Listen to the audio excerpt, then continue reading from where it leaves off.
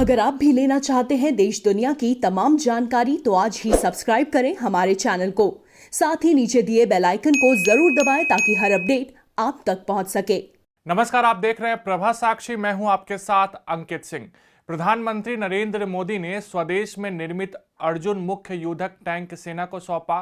उन्होंने इस अत्याधुनिक टैंक की सलामी भी स्वीकार की। रक्षा अनुसंधान विकास संगठन यानी कि डीआरडीओ के चेन्नई स्थित युद्धक वाहन अनुसंधान एवं विकास प्रतिष्ठान द्वारा निर्मित इस अत्याधुनिक टैंक का डिजाइन देश में ही तैयार और विकसित किया गया है। इसके बाद नरेंद्र मोदी ने तमिलनाडु और केरल में विभिन्न परियोजनाओं का शिलान्यास किया। मोदी ने चेन्नई मेट्रो रेल के पहले चरण के विस्तारित हिस्से का उद्घाटन किया और रेलवे समेत अलग अलग क्षेत्रों की विभिन्न परियोजनाओं की आधारशिला रखी।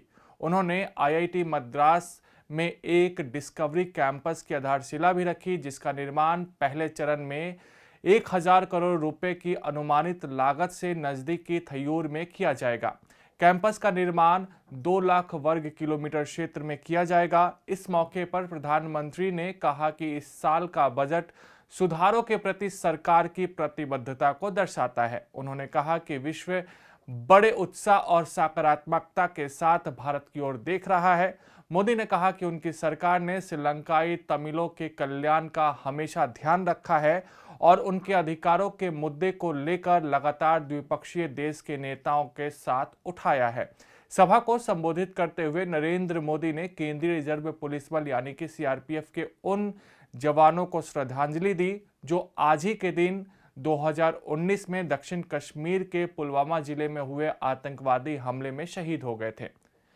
No Indian can forget this day. 2 years ago, the Pulwama attack happened. We pay homage to all the martyrs we lost in that attack. We are proud of our security forces. Their bravery will continue to inspire generations. Friends, writing in the oldest language in the world, Tamil, Mahakavi Subramaniam Bharati,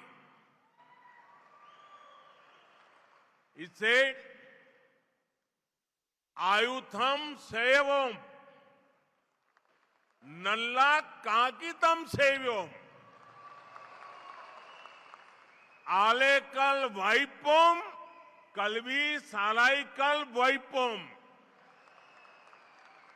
Nadeyum Parappu Munar, Vandikal Sevyam, Gannalam Nandunakavaru, Kappalakal Sevam. It means let us make weapons, let us make paper, let us make factories, let us make schools, let us make vehicles that can move and fly, let us make ships that can shake the world. Inspired by this vision, India has undertaken a massive effort to become self-reliant in the defense sector. प्रधानमंत्री नरेंद्र मोदी ने केरल का भी दौरा किया, जहां उन्होंने कई परियोजनाओं का उद्घाटन और शिलान्यास किया।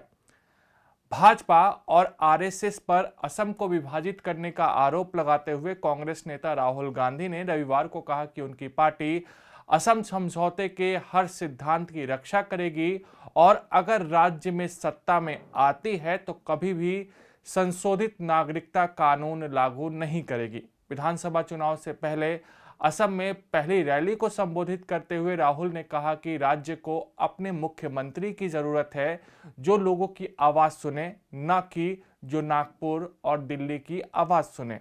असम में मार्च और अप्रैल में चुनाव होने हैं। प्रधानमंत्री, केंद्रीय गृह मंत्री और उनके करीबी व्यापारियों पर कटाक्ष करते हुए गांधी ने कहा कि मैंने असम के लिए एक नया नारा तैयार किया है, हम दो हमारे दो, असम के लिए हमारे और दो और सब कुछ लूट लो। जितनी आपने देश के लिए क्या काम कभी मत भूलिए, ये बात आप कभी मत भूलिए जो मैं बोल रहा हूं। जितनी आपको देश की जरूरत है उतनी देश को आपकी जरूरत है।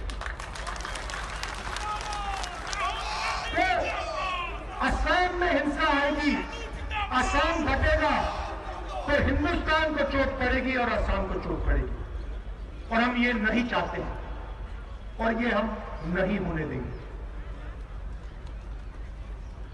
हमने ये गमछा पहना है, ये मैं आपको दिखा देता हूं। इस पे लिखा है CAA और इस पे हमने क्रॉस लगा रखा है। मतलब चाहे कुछ भी हो जाए, चाहे कुछ भी हो जाए, ये देखो सबने पहन रखा है, ये देखो, चाहे कुछ भी हो जाए CAA नहीं होगा।